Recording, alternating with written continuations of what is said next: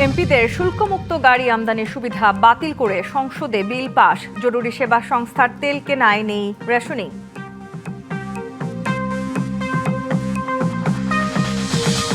August থেকেই রূপপুর পারমাণবিক বিদ্যুৎ কেন্দ্রের সুফল মিলবে। পরীক্ষামূলকভাবে জাতীয় গ্রিডে যুক্ত হবে ৩০০ মেগাওয়াট।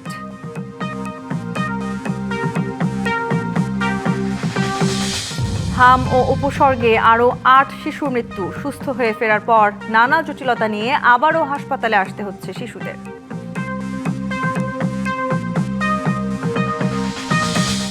তীব্র গরমের পর রাজধানী সহ দেশের বিভিন্ন এলাকায় বৃষ্টি। গাইবান্ধায় ৫ জন সহ ৫ জেলায় বজ্রপাতে ১০ জনের মৃত্যু।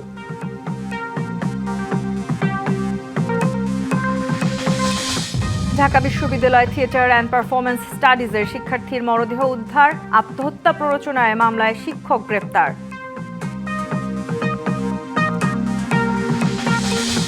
হোয়াইট হাউস সংবাদদাতাদের নৈশভোজে বন্দুক হামলাকারী আটক। তিনি শিক্ষক ও গেম ডেভেলপার। নিরাপদে ট্রাম্প। দীর্ঘদিনের প্রথা ভেঙে এমপিদের জন্য শুল্কমুক্ত গাড়ি আমদানির বিশেষ সুবিধা বাতিল করে জাতীয় সংসদে বিল পাস হয়েছে। বিকেলে সংসদ অধিবেশনে the members of parliament remuneration and allowance order ১৯৭৩ সংশোধন বিল উত্থাপন করেন আইনমন্ত্রী মোহাম্মদ আসাদুজ্জামান। পরে কণ্ঠ ভোটে বিলটি পাস হয়। বিলটির ওপর কোনো সংশোধনী প্রস্তাব ছিল না, ফলে আলোচনা ছাড়াই পাস হয়। এর আগে বৃহস্পতিবার মন্ত্রিসভার বৈঠকে এই আইনের সংশোধনের বিষয়টি অনুমোদন করা হয়। রাষ্ট্রপতি সই করলে বিলটি আইনে পরিণত হবে। এই বিল পাস হওয়ার ফলে ১৯৭৩ সালের সংশ্লিষ্ট আদেশের আর্টিকেল 3C বিলুপ্ত হলো, যা সংসদ সদস্যদের জন্য শুল্কমুক্ত গাড়ি আমদানির আইনি অধিকার দিত। বিলটি উত্থাপনের সময় আইনমন্ত্রী বলেন, জনগণের প্রতিনিধি হিসেবে নির্বাচিত হওয়ার পর শুল্কমুক্ত গাড়ি আমদানির সুবিধা গ্রহণ করা নির্বাচনী প্রতিশ্রুতির সঙ্গে যেমন অসামঞ্জস্যপূর্ণ, তেমনি এটি সাধারণ করদাতা নাগরিকদের সঙ্গে দৃশ্যমান বৈষম্য তৈরি করে। আমার বক্তব্য হচ্ছে, মাননীয় সদস্য, সংসদে শোনা পেলে ভালো। দি members of parliament remuneration and allowances order 1973 এর অধিকতর সংশোধনকল্পে আনিত বিলটি, যা দি members of parliament remuneration allowances amendment bill 2026 নামে অভিহিত হয়েছে, উক্ত বিলটি উত্থাপিত আকারে পাশ করা হোক। যারা এই প্রস্তাবের বিপক্ষে আছেন তারা না বলুন। আমার মনে হয় হ্যাঁ জয়যুক্ত হয়েছে, হ্যাঁ জয়যুক্ত হয়েছে, হ্যাঁ জয়যুক্ত হয়েছে। পুলিশ সহ জরুরি সেবায় নিয়োজিত বাহিনীর ওপর আরোপিত জ্বালানি তেলের সীমাবদ্ধতা বা রেশনিং এরই মধ্যে তুলে নেওয়া হয়েছে বলে জানিয়েছেন প্রধানমন্ত্রী তারেক রহমান। জাতীয় সংসদে কুমিল্লা ৬ আসনের সংসদ সদস্য মনিরুল হক চৌধুরীর পয়েন্ট অফ অর্ডারে প্রশ্নের জবাবে এই কথা জানান প্রধানমন্ত্রী। বলেন, আইনশৃঙ্খলা পরিস্থিতি স্বাভাবিক রাখতে এবং জনগণের নির্বিঘ্ন চলাচল নিশ্চিত করতে ২ দিন আগেই এই সিদ্ধান্ত কার্যকর হয়েছে। কুমিল্লার একজন কাস্টমস কর্মকর্তা হত্যার ঘটনা এবং পুলিশের টহল কমে যাওয়ার কারণ হিসেবে তেল সংকট ও রেশনিং এর বিষয়টি সংসদে উত্থাপিত হলে এসব কথা জানান প্রধানমন্ত্রী। সংসদ যে কনসার্ন এক্সপ্রেস করেছেন, এই দৃশ্যমান পদক্ষেপ গ্রহণের পুলিশ সহ এমার্জেন্সি বাহিনী যারা আছে, পুলিশ হোক, অ্যাম্বুলেন্স হোক, ফায়ার ব্রিগেড, এই জাতীয় যারা আছে, তাদের উপর থেকে এই যে এম্বার্গোটা ছিল এটা সরিয়ে নেওয়া হয়েছে। 2 দিন আগে এই সিদ্ধান্তটি আমরা গ্রহণ করেছি, 2 দিন আগে এটি ক্লিয়ার করে দেওয়া হয়েছে। কাজে আশা করি ইনশাল্লাহ এই সমস্যা আর হওয়ার কথা না। প্রকল্প বাস্তবায়নে দীর্ঘসূত্রিতা কেন হয় তা জানতে চেয়েছেন প্রধানমন্ত্রী। এর কারণ অনুসন্ধানের পাশাপাশি ব্যয় সংকোচনের নির্দেশ দিয়েছেন তিনি। একনেকের বৈঠকে 17টির মধ্যে 15টি প্রকল্প নিয়ে আলোচনা হয়, যার মধ্যে পাশ হয়েছে 14টি, আর বাকিগুলো আংশিক সংশোধনী দিতে বলা হয়েছে। প্রধানমন্ত্রীর সভাপতিত্বে একনেকের বৈঠকের পর এসব তথ্য জানান পরিকল্পনা প্রতিমন্ত্রী জুনায়েদ সাকি। সচিবালয়ে বিএনপি সরকারের দ্বিতীয় ও চলতি অর্থবছরে 10ম জাতীয় অর্থনৈতিক পরিষদ নির্বাহী কমিটির একনেক বৈঠক। এতে সভাপতিত্ব করেন প্রধানমন্ত্রী তারেক রহমান। বৈঠকে 17টি প্রকল্প অনুমোদনের জন্য উপস্থাপন করা হয়। উত্থাপিত প্রকল্পগুলোর মধ্যে ছিল পরিকল্পনা কমিশনের আর্থসামাজিক অবকাঠামো বিভাগের 4টি, কৃষি, পানি সম্পদ ও পল্লী প্রতিষ্ঠান বিভাগের 2টি ও ভৌত অবকাঠামোগত বিভাগের 11টি। পরে বৈঠকের বিস্তারিত তুলে ধরেন পরিকল্পনা প্রতিমন্ত্রী জুনায়েদ সাকি। বলেন, প্রকল্প বাস্তবায়নে দীর্ঘসূত্রিতার কারণ অনুসন্ধান ও ব্যয় সংকোচনের নির্দেশ দিয়েছেন প্রধানমন্ত্রী। আর রবিবারের বৈঠকে মোট 13,445 কোটি টাকার 14টি প্রকল্প অনুমোদন দেওয়া হয়েছে। কিভাবে জনগণের জীবনের উন্নতি এবং আমাদের এখানে একটা টেকসই আমাদের প্রাণ প্রকৃতিকে রক্ষা করে কিভাবে উন্নতিটা করা যায় সেই সবগুলো দিক থেকে কিন্তু বিচার করা আছে। প্রতিমন্ত্রী আরও জানান, কয়েকটি প্রকল্পে শর্ত সাপেক্ষে কিছু বিষয় রয়েছে, এছাড়া রয়েছে কিছু তদন্তের প্রয়োজনীয়তাও। 17টি প্রকল্প টেবিলে উত্থাপিত হয়েছিল, 15টি নিয়ে আলোচনা হয়েছে, তার মধ্যে 6টি নতুন প্রকল্প আছে, 17টির মধ্যে 7টি বললাম যে সংশোধিত এবং 4টি মেয়াদ বৃদ্ধি। তো 15টি প্রকল্পের অধিকাংশই পাশ হয়েছে। এছাড়া বৈঠকে একনেকের অবগতির জন্য পরিকল্পনা মন্ত্রণালয়ের পক্ষ থেকে অনুমোদনের জন্য আরও 33টি প্রকল্প উপস্থাপন করা হয়। শাহ ইমন, ডিবিসি নিউজ, ঢাকা। জল্পনা কল্পনার অবসান ঘটিয়ে রূপপুর বিদ্যুৎ কেন্দ্রের হাত ধরে এখন পরমাণু যুগে প্রবেশের চূড়ান্ত ধাপে বাংলাদেশ। মঙ্গলবার বিকেলে আনুষ্ঠানিকভাবে শুরু হচ্ছে এর মহাকর্মযজ্ঞ। আগামী অগাস্ট থেকেই মিলবে এই মেগা প্রকল্পের সুফল। পরীক্ষামূলকভাবে জাতীয় গ্রিডে যুক্ত হবে 300 মেগাওয়াট বিদ্যুৎ। এসব তথ্য জানিয়েছেন বিজ্ঞান ও তথ্য প্রযুক্তি মন্ত্রী। দেশের প্রথম পারমাণবিক বিদ্যুৎ কেন্দ্র এখন বিদ্যুৎ উৎপাদনের চূড়ান্ত প্রস্তুতির পথে। আগামী মঙ্গলবার বিকেল 3টায় রাশিয়ার সহায়তায় তৈরি রূপপুর প্রকল্পের প্রথম ইউনিটে শুরু হবে ফুয়েল লোডিং কার্যক্রম।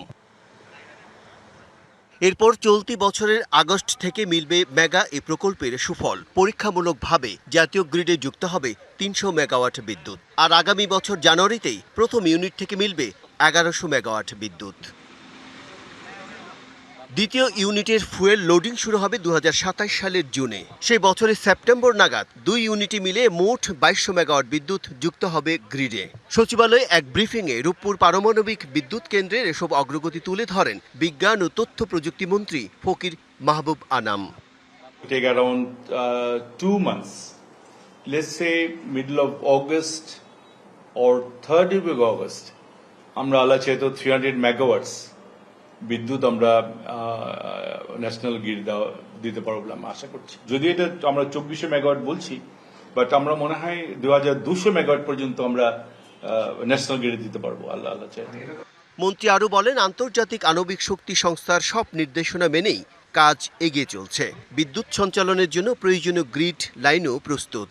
তো রাশিয়ান যারা আছেন scientist plus the other technician যারা আছেন, they can fully concentrate on reactor 2. প্রকল্পটিতে কর্মরত আছেন 5000 রুশ কলাকৌশলী ও 20,000 বাংলাদেশি কর্মী। ধাপে ধাপে কেন্দ্রটির পরিচালনার দায়িত্ব বাংলাদেশি জনবলের কাছে হস্তান্তর করা হবে বলেও জানান বিজ্ঞান ও প্রযুক্তি মন্ত্রী। Bijan Kumar Das, DBC news, Dhaka. জ্বালানি তেলের সংকট না মিটলেও ফিলিং স্টেশনগুলোতে ফিরতে শুরু করেছে শৃঙ্খলা। ফুয়েল পাসের মাধ্যমে তেল বিক্রি করায় ভোগান্তির চিত্র কিছুটা পাল্টাতে শুরু করেছে। তবে অ্যাপে নিবন্ধনের জটিলতা এবং পাম্প ভেদে আলাদা রেশনিং পদ্ধতিতে বিপাকে অনেকেই। জ্বালানি তেলের জন্য হাহাকার আর ফিলিং স্টেশনে অপেক্ষার দীর্ঘ লাইনের চিত্র বদলাতে শুরু করেছে। শৃঙ্খলা ফেরাতে ভূমিকা রাখছে ফুয়েল পাস। ফুয়েল পাশে একটু লাইনটা ছোট হয়েছে, এটা ঠিক আছে। হ্যাঁ, একটু কমছে। গাড়ির লাইনও এমনি কমছে। গাড়ির লাইনে তো আর গোয়েন পাস নাই।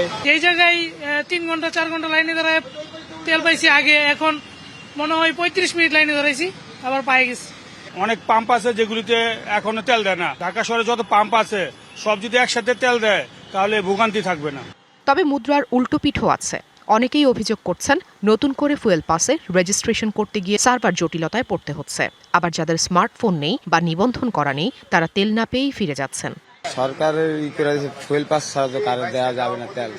আমরাও চেষ্টা করছি সবার জন্য ফুয়েল পাস ব্যবহার যেন করতে পারে সবাই। ফুয়েল পাসটা মানে এটা সেটিং দিতে পারছে না, কি সেটিং হচ্ছে না, মানে বলছে যে আবার যাচাই করুন। আমাদের যদি আগে পিছনে একটু মাইকিং করেও বলতো পাট ছাড়া তেল দেওয়া হবে না, আমি 1 ঘন্টা আমার অপচয় হইতো না। পাম্প কর্তৃপক্ষ বলছে, সরবরাহ পর্যাপ্ত না হলে অনেক সময় স্টক শেষ হয়ে যাচ্ছে, যা গ্রাহকদের অসন্তোষের প্রধান কারণ। আপনি একটা জিনিস দেখবেন, নিষিদ্ধ জিনিসের প্রতি মানুষের আকর্ষণ সবসময় থাকে। তা আপনি যখন রেশনিং করে দিচ্ছেন তখন কিন্তু আবার ঢুকে গেছে, তার মানে তেল সত্যিই সংকট আছে। আর আমরা বাঙালি জাতি এতটাই আসলে নির্বোধ যে আমরা যখন দেখি যে এটা তেলের বা যে কোনো জিনিস, আপনি আজকের কোনো রকম একটা নিউজ কভার করেন যে কালকের থেকে লবণ পাওয়া যাবে না, আপনি যদি সন্ধ্যার পরে কোথাও লবণ পান বা 400 টাকা 500 কেজি না হয়, আবার একটা ইন্টারভিউ নিয়েন আপনি। তবে অনেক পাম্পে ট্রাকের দীর্ঘ সারি। চালকদের অভিযোগ, ডিজেল নিতে তাদের অপেক্ষা করতে হচ্ছে 20 থেকে 22 ঘন্টা পর্যন্ত। ফুয়েল পাস অ্যাপ সিস্টেমকে গ্রাহকরা ইতিবাচক হিসেবে দেখলেও সার্ভার জটিলতা দূর করা এবং সরবরাহে সমতা আনার দাবি জানিয়েছেন চালকরা। Afrin Anwar, DBC news, Dhaka.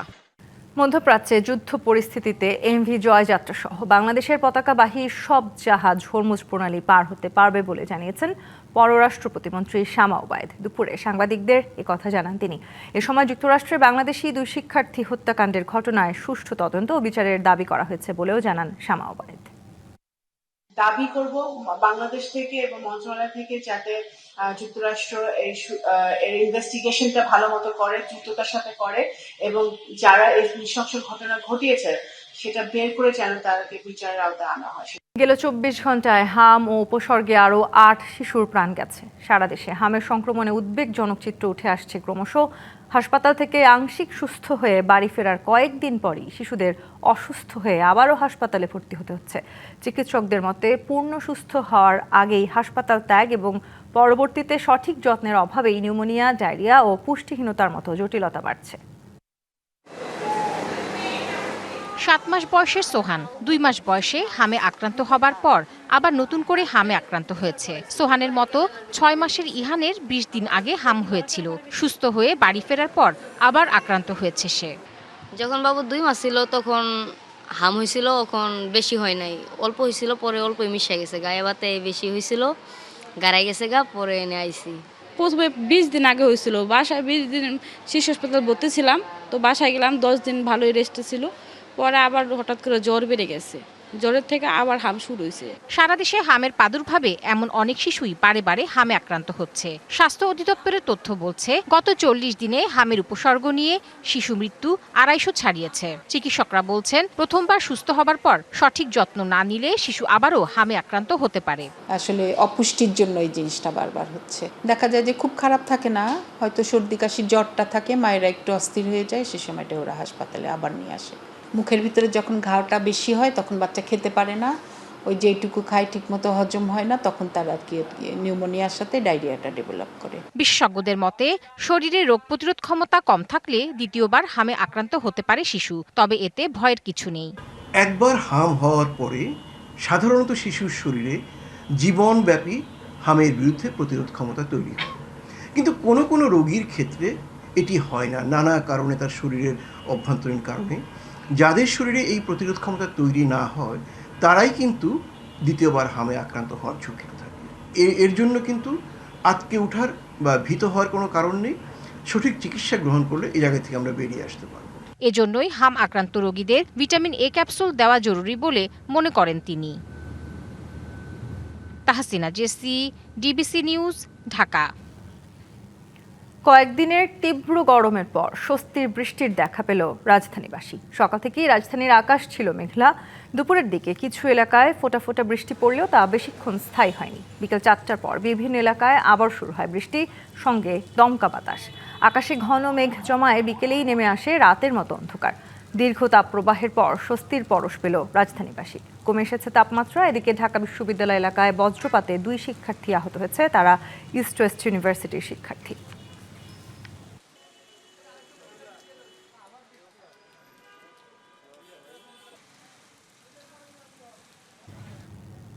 গাইবান্ধা, জামালপুর, নাটোর, পঞ্চগড় ও বগুড়ায় বজ্রপাতে অন্তত 10 জনের মৃত্যু হয়েছে। এর মধ্যে গাইবান্ধার 3 উপজেলায় মারা গেছে 5 জন, আহত হয়েছে 2 জন। বিকেলে গাইবান্ধার সুন্দরগঞ্জ উপজেলা দক্ষিণ ধোপাডাঙ্গা গ্রামে বজ্রপাতে 3 জন নিহত হন।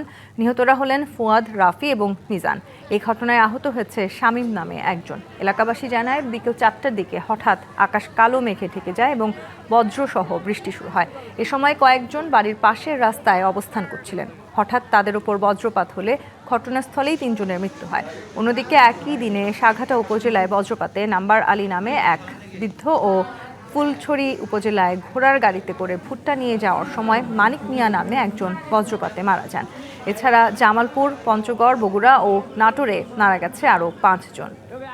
রাজধানীর বাড্ডায় নিজের বাসা থেকে ঢাকা বিশ্ববিদ্যালয়ের থিয়েটার অ্যান্ড পারফরমেন্স স্টাডিজ বিভাগের মাস্টার্সের এক শিক্ষার্থীর মরদেহ উদ্ধার করা হয়েছে। এই ঘটনায় ওই বিভাগেরই এক শিক্ষককে গ্রেপ্তার করেছে পুলিশ। নিহত মনিরা মাহজাবিন মিমো 2019-20 শিক্ষাবর্ষের শিক্ষার্থী ছিলেন।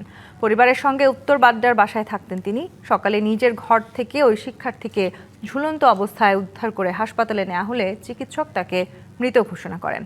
দুপুরের দিকে শিক্ষার্থীর বাবা তার বিভাগের সহযোগী অধ্যাপক সুদীপ চক্রবর্তীর বিরুদ্ধে আত্মহত্যার প্ররোচনার অভিযোগ এনে একটি মামলা করেন। পুলিশ জানায় ঘটনাস্থল থেকে উদ্ধার হওয়া একটি চিরকুটের সূত্র ধরে বিশ্ববিদ্যালয়ের থিয়েটার অ্যান্ড পারফরম্যান্স স্টাডিজ বিভাগের শিক্ষক সুদীপ চক্রবর্তী ও শিক্ষার্থীর ঘনিষ্ঠ এক সহপাঠীকে জিজ্ঞাসাবাদের জন্য আনা হয়েছিল। পরে মামলা করলে শিক্ষককে গ্রেপ্তার দেখানো হয়। ময়নাতদন্তের জন্য মরদেহ ঢাকা মেডিকেলের মর্গে পাঠানো হয়েছে। সাংবাদিক দম্পতি সাগর সরওয়ার ও মেহরুন রুনি হত্যা মামলার পূর্ণাঙ্গ তদন্ত প্রতিবেদন জমা দিতে আরও 6 মাস সময় দিয়েছে হাইকোর্ট। তবে টাস্ক ফোর্স হত্যার কোনো প্রাথমিক আলামত পাচ্ছে না বলে দাবি অ্যাটর্নি জেনারেলের। আর প্রতিবেদন জমা না দিতে পারলে তদন্তে জড়িতদের বিরুদ্ধে বিভাগীয় ব্যবস্থা নেওয়ার আবেদন করার কথা জানান রিটকারী আইনজীবী। সাংবাদিক দম্পতি সাগর রুনি হত্যা মামলায় বারবার পূর্ণাঙ্গ প্রতিবেদন দিতে ব্যর্থ হচ্ছে তদন্তকারীরা। হাইকোর্টের আদেশে গঠিত উচ্চ পর্যায়ের টাস্কফোর্সকে 2 বার 6 মাস করে সময় দিলেও ব্যর্থ হয় তারা। রবিবারও এই মামলায় অগ্রগতি প্রতিবেদন জমা দেয় টাস্কফোর্স। অ্যাটর্নি জেনারেল জানান, হত্যার প্রাথমিক কোনো নথি উদ্ধার করতে পারেনি কমিটি। ওই সময় যারা প্রাথমিকভাবে তদন্তের দায়িত্বে ছিলেন, যারা তথ্য প্রমাণ নিয়েছেন কিংবা অনেক সাক্ষীকে জিজ্ঞাসাবাদ করেছেন কিংবা সাক্ষীর বাইরেও আসামিদের গ্রেপ্তার করেছেন, তাদের কাছ থেকে যে সমস্ত তথ্য পেয়েছেন তার কোনো নিয়মতান্ত্রিক হস্তান্তর বর্তমান টাস্কফোর্সের উপরে হচ্ছে না এবং তারা সেই সমস্ত তথ্যের ক্ষেত্রে তারা কোনো অ্যাক্সেস পাচ্ছেন না। এটা হচ্ছে মূল বাধা। এই হত্যা মামলায় গ্রেপ্তার হয়ে জেলে আছেন 7 জন। তবে এত বছর পরেও তদন্ত প্রতিবেদন জমা না হওয়া অগ্রহণযোগ্য বলে মন্তব্য করেছেন রিটকারীর আইনজীবী। আজ প্রায় 14 বছর হয়ে গেল, তার কোনো রহস্য আমাদের দেশের আইন শৃঙ্খলা বাহিনী উদ্ঘাটন করতে পারছে না। কেন তাদেরকে হত্যা করা হলো? দাম্পত্য কলহ বলছেন না, ব্যবসায়িক দ্বন্দ্ব বলছেন না, পেশাজীবী কোনো কাজ বলছেন না, জমি জমার কোনো বিষয় বলছেন না, তাহলে কি? So this is surprising for all of us যে এই ধরনের ঘটনা এই দেশে ঘটবে, কিন্তু শেষ পর্যন্ত সকলেই ব্যর্থতার পরিচয় দিবে। আলোচিত এই মামলায় তদন্ত শেষ করতে বর্তমান সরকার আন্তরিক বলেও জানান অ্যাটর্নি জেনারেল। দোষী ব্যক্তিরা যেমন সাজা পাবে সেটি যেমন চাই, নিরপরাধ ব্যক্তিরা যেন কোনো অন্যায় শিকার না হয় সেটাও আমরা চাই। সুতরাং আমাদের চাওয়াটা অত্যন্ত স্পষ্ট। Nazmul Huda, DBC news, Dhaka. White House সংবাদদাতাদের সম্মানে নৈশভোজের আয়োজন করেছিলেন মার্কিন প্রেসিডেন্ট ডোনাল্ড ট্রাম্প। সেই জমকালো আয়োজনে গুলির শব্দে ছড়িয়ে পড়ে আতঙ্ক। অনুষ্ঠান স্থল থেকে মুহূর্তেই সরিয়ে নেওয়া হয় প্রেসিডেন্ট, ফার্স্ট লেডি সহ হাই অফিসিয়ালদের। আর আমন্ত্রিত অতিথিরা আশ্রয়ের সন্ধান করতে থাকে টেবিল আর চেয়ারের তলায়। ঘটনার সঙ্গে ইরান যুদ্ধের কোনো সম্পর্ক নেই দাবি ট্রাম্পের। সন্দেহভাজন বন্দুকধারীকে আটক করা হয়েছে।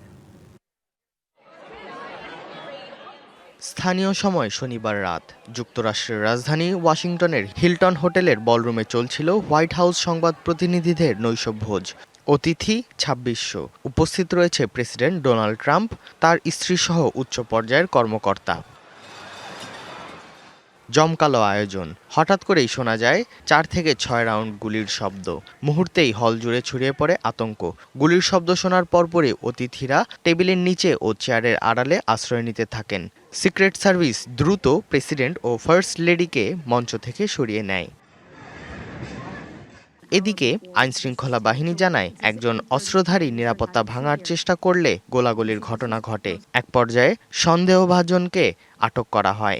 এ ঘটনায় একজন নিরাপত্তা কর্মী আঘাত পেলেও সুরক্ষা সরঞ্জাম থাকার কারণে গুরুতর আহত হননি। পরে পুরো এলাকায় জোরদার করা হয় নিরাপত্তা ব্যবস্থা। আমি ওয়াশিংটন হিলটনে আছি। গুলির শব্দ শোনার পর আমাকে প্রধান বলরুম থেকে সরিয়ে নেওয়া হয়েছে। সিক্রেট সার্ভিস এখন পুরো ভবন ও হোটেলের নিয়ন্ত্রণ নিয়েছে। ঘটনার কিছুক্ষণ পর ট্রুথ সোশ্যালে এক পোস্টে ট্রাম্প জানান তিনি এবং তার মন্ত্রিসভার সদস্যরা সম্পূর্ণ সুস্থ ও নিরাপদ আছেন। প্রশংসা করেন সিক্রেট সার্ভিস ও আইনশৃঙ্খলা বাহিনীর। এদিকে সংবাদ সংস্থা রয়টার্সকে এক এফবিআই কর্মকর্তা জানান, শটগান হাতে এক ব্যক্তি অনুষ্ঠানস্থলে প্রবেশের চেষ্টা করে এবং এক সিক্রেট সার্ভিস এজেন্টকে লক্ষ্য করে গুলি ছোড়ে। তবে ওই এজেন্ট প্রতিরক্ষামূলক পোশাক পরায় তার কোনো ক্ষতি হয়নি। ঘটনার পর অনুষ্ঠানটি স্থগিত করা হয় এবং নিরাপত্তা ব্যবস্থা আরও জোরদার করা হয়েছে। Irteza Chowdhury, DBC news desk. White হাউসের সাংবাদিকদের জন্য মার্কিন প্রেসিডেন্ট আয়োজিত নৈশভোজের অনুষ্ঠানে গুলি করা ব্যক্তির নাম কোল থমাস অ্যালেন। তিনি ক্যালিফোর্নিয়ার বাসিন্দা, বয়স 31। অ্যালেন কোল থমাস পেশায় শিক্ষক ও একজন গেম ডেভেলপার। তার সামাজিক মাধ্যমে প্রোফাইল ঘেঁটে দেখা গেছে তিনি C2 এডুকেশন নামে একটি প্রতিষ্ঠানে শিক্ষকতা করেছেন। 2024 সালের ডিসেম্বরে C2 তাকে মাসের সেরা শিক্ষক হিসেবে নির্বাচিত করেছিল। থমাস অ্যালেন 2017 সালে ক্যালিফোর্নিয়া ইনস্টিটিউট অফ টেকনোলজি থেকে মেকানিক্যাল ইঞ্জিনিয়ারিং বিষয়ে স্নাতক সম্পন্ন করেন। গত বছর ক্যালিফোর্নিয়া স্টেট ইউনিভার্সিটি ডমিঙ্গেজ চিরো থেকে কম্পিউটার সায়েন্স থেকে মাস্টার্স ডিগ্রি অর্জন করেন। পাকিস্তান ছাড়ার 2 দিন পর আবারও দেশটিতে সফর করবেন ইরানের পররাষ্ট্রমন্ত্রী আব্বাস আরাগচি। রবিবার ওমান সফর শেষে পাকিস্তান যাবেন তিনি, এই তথ্য জানিয়েছে মেহের নিউজ এজেন্সি। শুক্রবার আরাগচির নেতৃত্বে প্রতিনিধি দল ইসলামাবাদ পৌঁছালেও যুক্তরাষ্ট্রের সাথে বৈঠকে বসবে না বলে জানান তারা। পাকিস্তানের প্রধানমন্ত্রী শেহবাজ শরীফ অন্যান্য উচ্চপদস্থ কর্মকর্তাদের সঙ্গে বৈঠক করেন আরাগচি ও তার দল। আলোচনায় অগ্রগতি না হওয়ায় মার্কিন প্রতিনিধি দল পাকিস্তানে পৌঁছানোর আগেই দেশটি ত্যাগ করে ইরানের।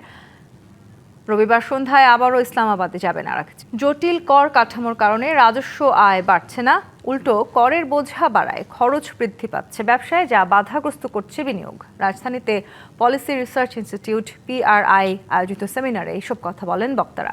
তাদের অভিযোগ, গত 1 দশকে ভ্যাট ব্যবস্থার সঠিক প্রয়োগের চেয়ে অপব্যবহারই বেশি হয়েছে। দেশের অর্থনীতি যে হারে বড় হচ্ছে সেই তুলনায় কর বা রাজস্ব আদায় করতে পারছে না সরকার। এজন্য দেশের কর কাঠামো এবং রাজস্ব আদায়ের প্রক্রিয়া অর্থনীতির গতির সাথে তাল মেলাতে পারছে না। এর ফলে প্রবৃদ্ধি হলেও রাষ্ট্রের আর্থিক সক্ষমতা দুর্বল থেকে যাচ্ছে। NBR এর বিদ্যমান জটিল শুল্ক কাঠামো দেশের কর আহরণের অন্যতম প্রধান বাধা।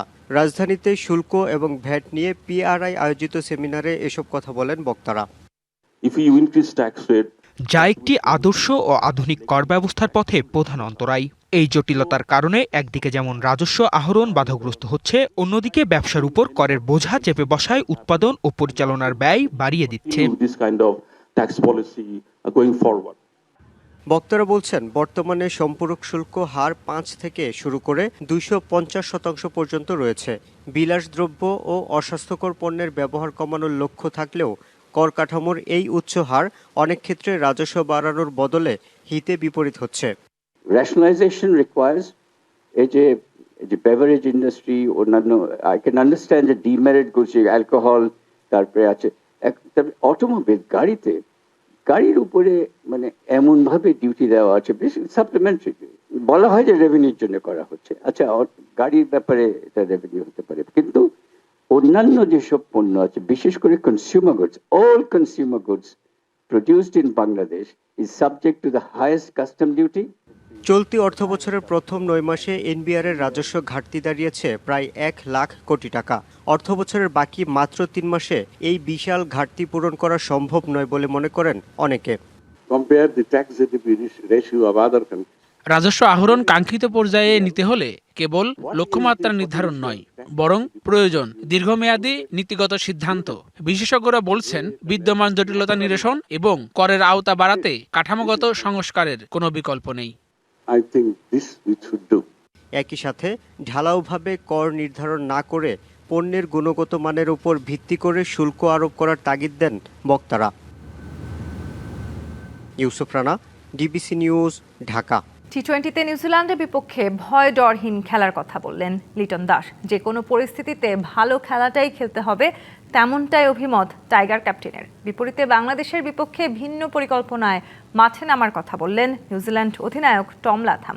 3 ম্যাচ সিরিজের প্রথম ওয়ানডেতে সোমবার মুখোমুখি হচ্ছে বাংলাদেশ নিউজিল্যান্ড। চট্টগ্রামের বীরশ্রেষ্ঠ ফ্লাইট লেফটেন্যান্ট মতিউর রহমান স্টেডিয়ামে ম্যাচ শুরু হবে দুপুর 2টায়। চট্টগ্রাম থেকে মোহাম্মদ নাজিমের রিপোর্ট, ক্যামেরায় ছিলেন শাওন আহমেদ। সাগরিকায় বাংলাদেশ নিউজিল্যান্ড টি-20 সিরিজের সাদামাটা ট্রফি উন্মোচন। দু দলের অধিনায়ক লিটন ল্যাথামের হাতে ট্রফির আত্মপ্রকাশ। লম্বা সময় ধরে টি-20 না খেলা বাংলাদেশ আড়মোড়া ভেঙেছে। 5 মাস পর নিউজিল্যান্ড সিরিজ দিয়ে ছোট ফরম্যাটে উত্তাপ ছড়াবে মঞ্চ সাগরিকা। ভয়টা সেখানেই। সবশেষ 6 টি-20-র 4টিতে হার, সাথে বিশ্বকাপ না খেলার হতাশা। সব মিলিয়ে চাপে টাইগাররা। ওয়ার্ল্ড কাপের ওই টাইমটাতে আমরা একটা টুর্নামেন্টও খেলেছি, যেখানে প্লেয়াররা চেষ্টা করেছে ভালো ক্রিকেট খেলার। যেহেতু ইন্টারন্যাশনাল গেম, প্রত্যেকটা গেমই আপনার জন্য, প্রত্যেকটা প্লেয়ারের জন্য খুবই ইম্পর্টেন্ট যে উইনিং মাইন্ডসেট একটা দরকার, সেটা নিয়ে মাঠে নামবে। পেস অ্যাটাকে অনুপস্থিত 3 হেভিওয়েট তাসকিন মুস্তাফিজ নাহিদ শরীফুল তানজিমদের নিয়ে কিছুটা অনভিষিক্ত সাকলাইন রিপনের মধ্যে ভাগ্য খুলতে পারে একজনের। মাহিদি রিশাদ স্পিনে জুটি করতে পারেন। যেদিন মুস্তাফিজ খেলবে না, সামহাও কোনো কারণে ইনজুড হয়ে গেলে কোনো না কোনো প্লেয়ারকে তো খেলতে হবে। প্লেয়াররা যত গেম টাইম পাবে তারাও একটা সময় যায় ডেভেলপ করে করে করে মুস্তাফিজের মতো না হলেও হয়তো তার কাছাকাছি যেতে পারবে। 2028 টি-20 বিশ্বকাপ পর্যন্ত নতুন মেয়াদে অধিনায়কের দায়িত্বে লিটন। লম্বা এই সময়ে দল গোছাতে সঠিক প্রক্রিয়া এগোতে চান টাইগারদের টি-20 অধিনায়ক। তারা মনে করেছে আমি যোগ্য প্রার্থী এখানকার জন্য। আমি আমার মতন করে টিম গোছাচ্ছি, সাথে সিলেক্টর আছে, সাথে কোচ আছে। ওয়ানডেতে নাহিদ মুস্তাফিজে কাবু নিউজিল্যান্ড, টি-20তে স্বস্তিতে। টাইগার পেস অ্যাটাকের অনভিজ্ঞতার সুযোগ কাজে লাগাতে চায় ব্ল্যাক ক্যাপস। ফরম্যাটের সাথে ভাগ্য বদলেরও প্রত্যাশা। বাংলাদেশের কন্ডিশন সম্পর্কে আমরা অবগত। উইলিয়ামসন কিংবা নিশামের কাছ থেকে ধারণা নিতে হবে না। আশা করি প্রতিদ্বন্দ্বিতাপূর্ণ সিরিজ হবে। হেড টু হেডে অস্বস্তি বাংলাদেশের। 20 দেখায় ব্ল্যাক ক্যাপদের বিপক্ষে 15 টি-20 হারের বিপরীতে জিতেছে 4টিতে, পরিত্যক্ত 1 ম্যাচ। তপ্ত রোদের মাঝে অনুশীলনে সিরিয়াস বাংলাদেশ দল, কারণ ওয়ানডের পর এবার টি-20 চ্যালেঞ্জ দিতে হবে টিম টাইগারদের। লম্বা সময় পর টি-20তে ফেরার যে লক্ষ্য বাংলাদেশ, সেটা রাঙাতে চায় সিরিজ জিতে। মোহাম্মদ নাজিম, ডিবিসি নিউজ, বীরশ্রেষ্ঠ মতিউর রহমান স্টেডিয়াম, চট্টগ্রাম। বল বয় থেকে তারকা, ফিরছে পুরনো সেই সংস্কৃতি। বাংলাদেশ নিউজিল্যান্ড টি-20 সিরিজ দিয়ে ফিরছে পুরনো রীতি। বিসিবি অ্যাডহক কমিটির সভাপতি তামিম ইকবালের উদ্যোগে বাস্তবায়ন হচ্ছে কার্যক্রমের। অনূর্ধ্ব 14 ও 16 থেকে 22 জনকে বাছাই করা হবে এই কাজের জন্য। কিছু কনসেপ্ট বের করেছিল এবং ওইটা খুবই অ্যাপ্রিশিয়েটেবল। একদল কিশোর বাউন্ডারির ঠিক বাইরে, চোখ মাঠে, স্বপ্ন বুনছে তারকা হওয়ার। চিরচেনা এই দৃশ্য বাংলাদেশ ক্রিকেটে ছিল খুবই পরিচিত। ভবিষ্যৎ ক্রিকেটাররা বলবয়ের প্রাথমিক গণ্ডি পেরিয়ে স্বপ্ন দেখে 22 গজে খেলার। সময়ের স্রোতে সেটা এখন অতীত। 2004-05 পর থেকে দেশের ক্রিকেটে বলবয়ের সংস্কৃতি প্রায় উধাও। দীর্ঘ বিরতির পর সাগরিকায় ফিরছে সেই পুরনো চেনা ছবি। তামিম ইকবাল বিসিবির সভাপতি হওয়ার পর বলবয়ের সংস্কৃতি ফিরিয়ে আনার উদ্যোগ নিয়েছেন।